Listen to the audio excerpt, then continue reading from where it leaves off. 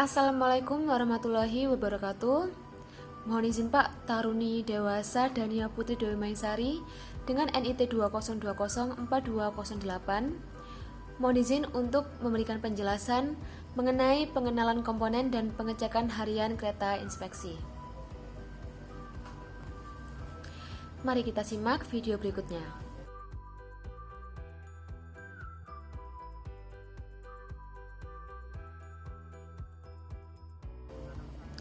Nah, di belakang ini sudah ada kereta inspeksi. Kereta inspeksi ini merupakan kereta berpenggerak sendiri yang berfungsi untuk melakukan inspeksi di sepanjang jalur kereta api. Kereta ini digunakan untuk mendukung pelaksanaan inspeksi jalan rel dan kondisi prasarana perkereta-apian lainnya. Kereta ini digunakan untuk latihan taruna dan sebagai untuk pengenalan komponen-komponen yang ada di dalam kereta inspeksi. Kereta inspeksi ini memiliki dua muka yang terletak di depan juga di belakang. Kereta ini memiliki berat kosong sebesar 27.500 kg dan kereta ini mulai dinas pada tahun 2005. Nah, selanjutnya kita akan melakukan sebuah pengoperasian pada kereta inspeksi. Sebelum kita melakukan pengoperasian, perlu dilakukan adanya pengecekan pada kompartemen engine. Ada beberapa komponen-komponen yang perlu kita cek secara visual sebelum kita lakukan sebuah pengoperasian. Yang pertama, kita cek pada bagian kompartemen engine yang pertama.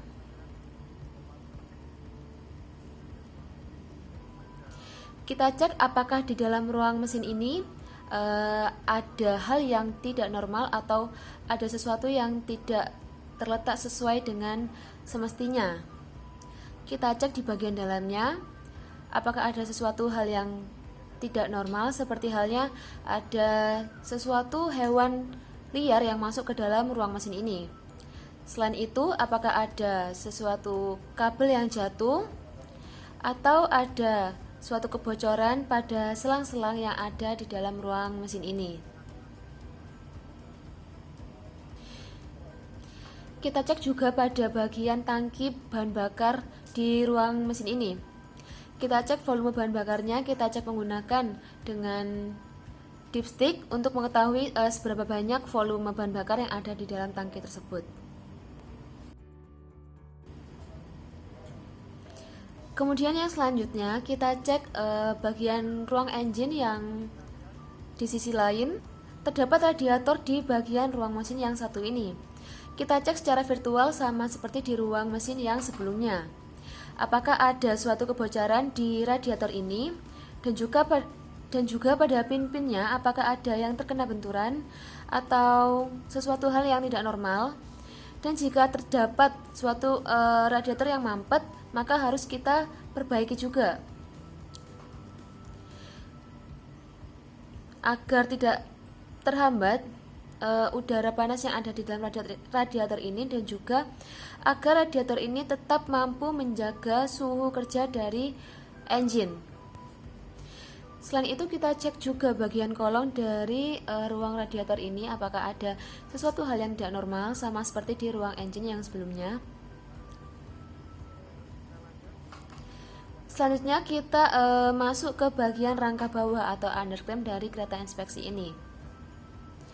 Kita cek satu persatu, pertama pada bagian pengereman. Nah, pada bagian pengereman ini, apakah ada suatu keretakan yang terjadi di blok rem. Dan juga ketebalan pada pengereman ini minimal sebesar 10 ml atau 1 cm.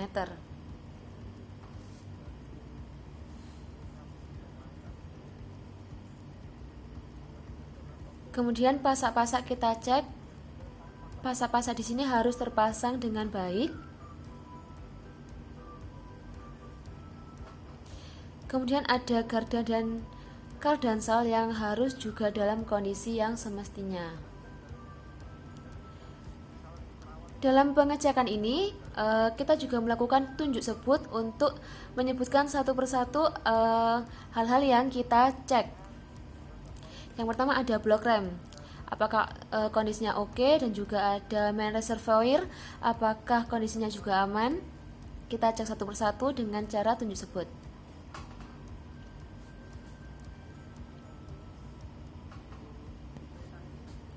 Nah, pada kereta inspeksi ini, karena ini memiliki dua muka atau dua sisi, di depan atau di belakang, namun kedua engine pada kereta inspeksi ini tidak dapat digunakan secara bersamaan. Karena fungsinya salah satu dari mesin ini hanya digunakan sebagai cadangan atau digunakan sebagai backup jika salah satu terjadi trouble. Kemudian kita cek pada bagian wiper dan juga pada bagian lampu.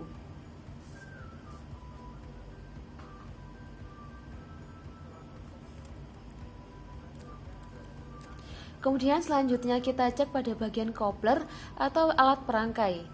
Apakah alat perangkai ini dalam kondisi aman dan juga dalam keadaan yang normal seperti biasanya.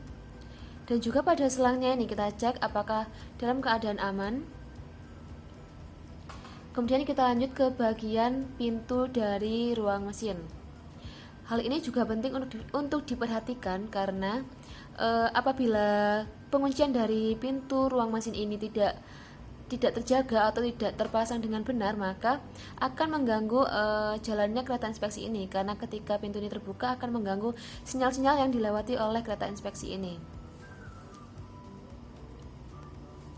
Kemudian kita juga cek di bagian samping kereta.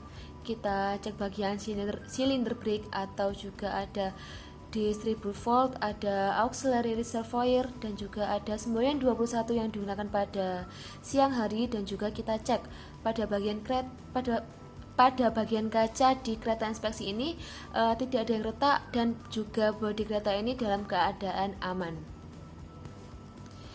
Selanjutnya kita masuk ke bagian dalam kereta inspeksi ini. Nah, sebelumnya pada pintu dari kereta ini berbeda dengan pintu-pintu yang pada umumnya, karena jika ingin membuka pintu ini maka kita arahkan ke atas, dan apabila kita ingin menutupnya kita baru menekannya ke bawah. Kita lanjut ke bagian meja pelayanan kereta inspeksi. Nah, meja ini biasanya digunakan oleh masinis yang mengendarai kereta. Pada meja pelayanan ini terdapat beberapa panel-panel yang digunakan masinis dalam melayani kereta inspeksi ini. Yang pertama ada master control.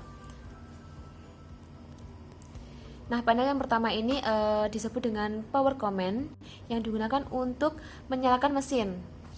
Nah, power command ini berbentuk tuas yang di atasnya terdapat deadman device. Posisi tuas di keadaan normal untuk memberikan tenaga atau menjalankan kereta maju. Selanjutnya ada reserve handle. Tuas ini digunakan untuk mengubah arah laju lokomotif maju atau mundur. Kemudian ada keymaster yang merupakan tempat untuk mengaktifkan power command dan emergency brake. Keempat hal ini saling berkaitan satu sama lain. Kemudian selanjutnya ada indikator yang terdapat di meja pelayanan. Yang pertama ada clock. Clock ini merupakan jam atau penunjuk jam bagi masinis. Yang selanjutnya ada voltmeter, digunakan untuk penunjuk atau pengukur tegangan pada kereta inspeksi. Ada cylinder pressure, yaitu tekanan pada silinder brake. Dan cara kerja dari silinder brake ini, udara yang ada akan menekan piston di dalam silinder brake, jadi blok rem akan menekan pada roda. Kemudian ada BP dan MR gauge atau brake pipe dan main reservoir gauge. Brake pipe ini merupakan jarum yang berwarna hitam, dan main reservoir ini merupakan jarum yang berwarna merah. Yang selanjutnya ada fuel meter, digunakan untuk mengetahui bahan bakar atau volume dalam tangki sarana. Kemudian selanjutnya ada speedometer, digunakan sebagai petunjuk kecepatan laju sarana. Kemudian ada display engine. Display engine ini untuk menyalakan mesin pada sarana. Kemudian ada horn sebagai klakson atau seruling lokomotif. Dan yang selanjutnya ada lampu indikator. Dan kemudian ada radiolog yang digunakan untuk komunikasi antara masinis dengan stasiun. Radiolog ini berwarna biru yang terletak di atas. Kemudian yang selanjutnya ada pengecekan pada engine di bagian dalam kabin masinis. Nah, untuk melakukan pengecekan engine ini terdapat kotak di bawahnya, yaitu merupakan diesel dengan 6 BT-5, yaitu yang pertama ada pengecekan baterai dan aki. Apakah terdapat kebocoran atau tidak pada baterai dan aki ini? Kemudian kita cek pada bagian oli. Nah, kita cek menggunakan dipstick sama seperti di ruang engine yang sebelumnya tadi. Kita gunakan dipstick untuk mengetahui volume dari oli yang terdapat di dalam tangki ini. Apabila volume dari oli ini terasa kurang, maka bisa ditambahkan sesuai dengan kebutuhan.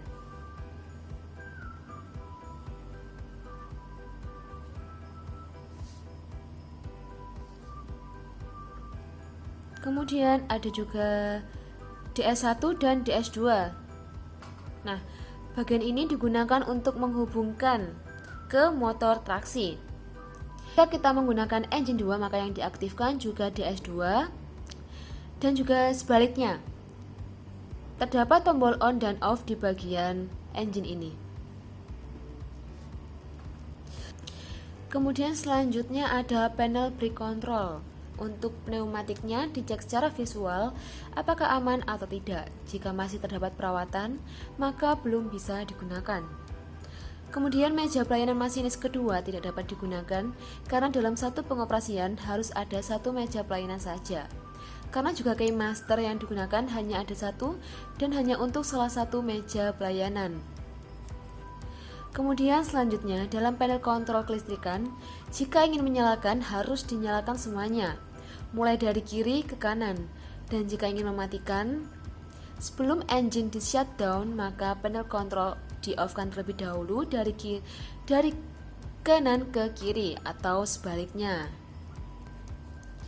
Kemudian ada alat berwarna merah ini merupakan pengereman emergency yang digunakan secara diputar. Apabila terjadi pengereman secara mendadak, maka emergency brake ini dapat kita gunakan.